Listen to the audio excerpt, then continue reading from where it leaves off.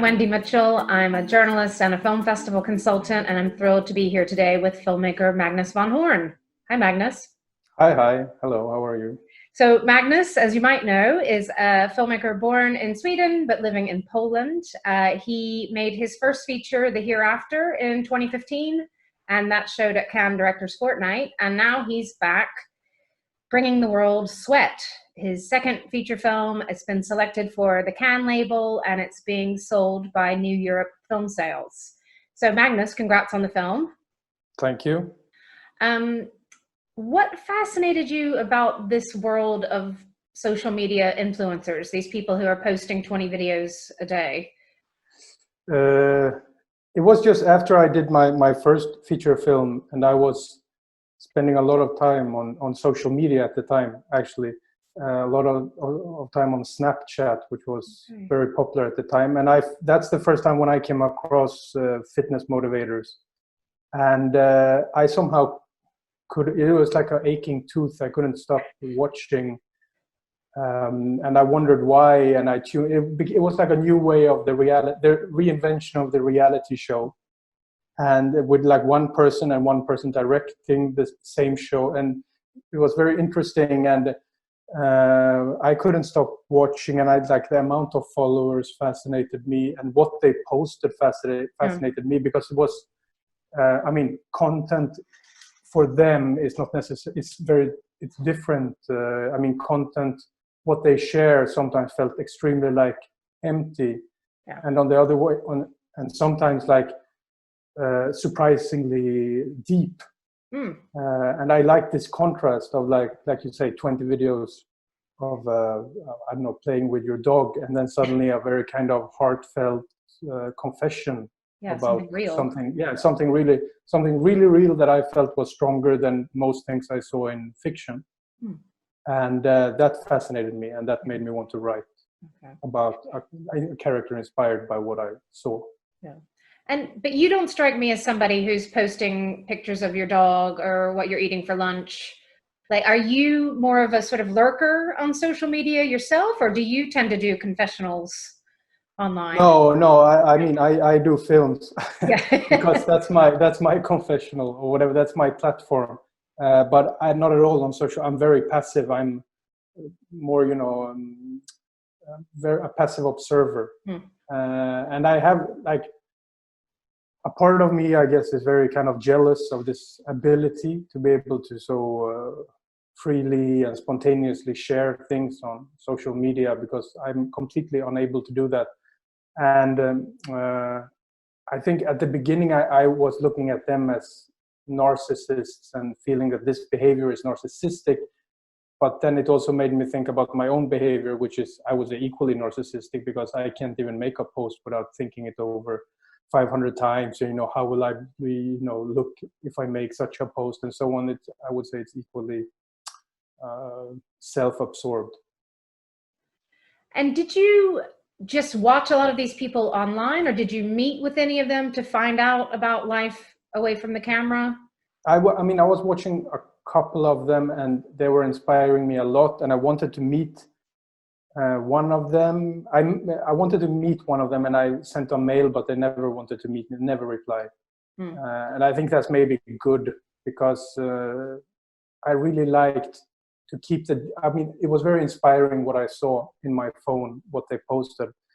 But the rest of it is should be like, it's my version of the world, my version of them. It's not them. Right. And it's a pretty amazing performance by an actress called Magdalena Kolesnik. Yes. Playing Sylvia. And how did you find her? And this is her first leading role in a film, I think. Is that right? Yeah. She acts in movies as well, but she's mostly acting in theater. And she was the first person we called for casting, actually. And I had never met her before, and she didn't even have an Instagram account at the time. But there was something in her character that just kind of fit. And but then we kept casting for months, because that's what you do when you cast. The first person can never be the chosen one somehow. But she always came back. Like, I would always bring her back for test shoots and so on. And it was actually like, I think she had given up hope of getting the role, but then she sent me a video. She was out like running, and she had stopped by some river, and she was sending me a video because she had seen some online pitch I did at the Torino Film Lab, and she had been a bit moved by that, and she just wanted to wish me luck. And it was like really moving video she sent me, and it was just like Sylvia would have done. And then I gave her the part. It was like quite obvious. That was like the cherry on top. Yeah.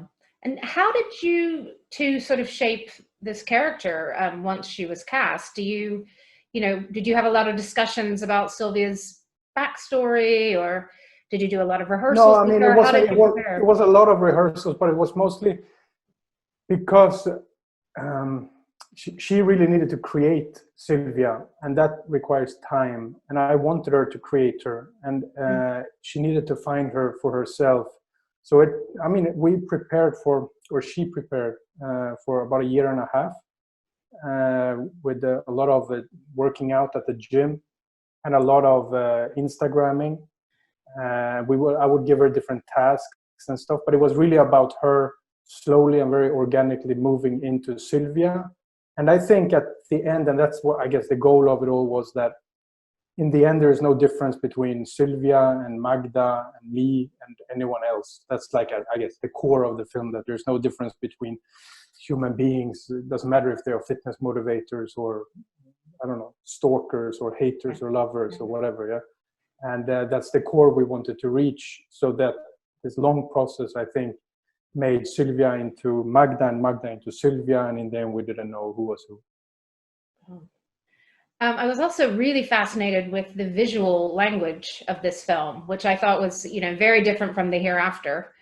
And, you have the fitness moments when the camera is going all around and extreme close-ups. And then you see these sort of lonely shots and long takes when she's away from the camera, of Instagram anyway. Maybe you can talk about how you and your DOP, who is Michal Dimek, worked together to create the visual look of the film. Yeah, I knew that after The Hereafter, I wanted to make something with a completely different visual style. I wanted to make something very dynamic and colorful, loud, fast. And I also didn't want to make storyboards, and I didn't want to plan how I was going to shoot, because that's I don't know, I've always done that, and I wanted to do something different. And so with Michal, we really most worked on like test shooting stuff with Magdalena, and finding a camera that is a bit too close, a bit too intense, and a bit too nosy. Kind of like, we thought of it as like a dog that doesn't have these borders. And it just wants to come along and will never feel offended. Will just always keep jumping back in the lap. And Michal has this great handheld intuition. I mean, with handheld camera, and on shooting, most scenes would just be made in one take, and the camera would roll the scenes would go on for 20, 25, even 30 minutes. We had to change memory cards while shooting and stop the actors for a moment for technical break. And that's the way how we shot the whole film, was not thinking editing, but mainly just really catching a staging for the whole, that would work through the whole scene. Set the actors free and release the camera. And then we would do that a couple of times. And I knew that in editing, I didn't want to have a precise idea of how to edit. I just wanted to cut out what's not interesting and leave what's interesting. And I didn't want it to look smooth or nice in these like cutouts. I would just go out when I didn't like it and jump back in wherever that is. So it's like, for me, it was just about being as free as possible, which is like complete paradox in filmmaking, because everything is so planned. So I put like the freedom bar as high as I could, because I knew it has to be compromised, because I mean, there are other people on set as well that need to record sound and need to know what's going on. And And how did Magda take to that style of shooting and these long takes and this dog camera following her? Yeah, I think for her it was Great, I think, but that's also the way we worked all the way, like from rehearsals up until the shooting. So I think she got very used to it. And for I think it was the way we did that film. And I don't think, I mean, I think it grew slowly, so it was no surprise. But it was, I mean, she's good in the way that, I mean, she's great because she invests a lot, you know, but she treats her character, like she treats Sylvia as a equally complex character as she is personally.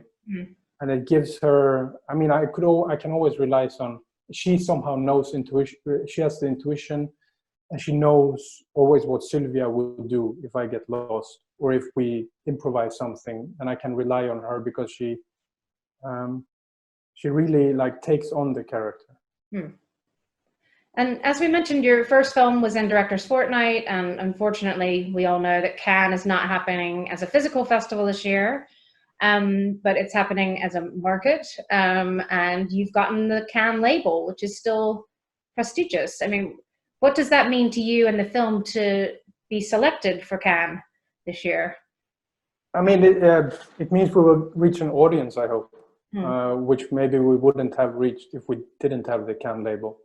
That's the big difference, and that's really what makes me like the most happy, that the film gets a platform. And of course, I mean, it's great for self-esteem and feeling better and wanting to make a next film. But really, I'm most curious and really excited about how also in like this pandemic times, like how to release the film and when it will be released and in what way. But whatever happens, I know that the label will help a lot. Yeah, for sure.